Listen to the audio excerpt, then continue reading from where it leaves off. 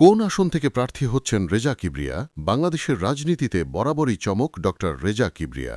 বাবা ছিলেন আওয়ামী লীগ সরকারের সাবেক অর্থমন্ত্রী শাহ এএমএস কিবরিয়া। গ্রেনেড হামলায় জীবন দিয়েছেন, কিন্তু আওয়ামী লীগ এ হত্যার বিচার করেনি। ক্ষোভে অভিমানে দল ছাড়েন রেজা।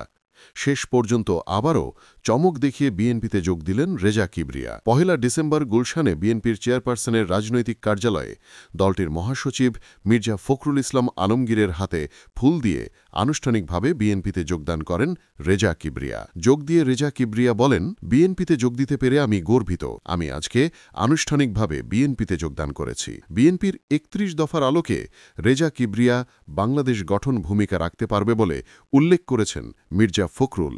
রেজা কিবরিয়া হবিগঞ্জ ১ আসন থেকে আগামী জাতীয় সংসদ নির্বাচনে ধানের শীষ প্রতীকে নির্বাচিত হতে চান। বিএনপির আগামী সংসদ নির্বাচনের জন্য ২৩৭ আসনের প্রার্থী ঘোষণা করেছে। সেখানে হবিগঞ্জ ১ আসনটি ফাঁকা রেখেছে। ২০১৮ সালে অনুষ্ঠিত একাদশ জাতীয় সংসদ নির্বাচনে রেজা কিবরিয়া বিএনপির জোটসঙ্গী জাতীয় ঐক্যফ্রন্টের প্রার্থী হিসেবে একই আসনে বিএনপির ধানের শীষ প্রতীকেই নির্বাচিত হয়েছিলেন।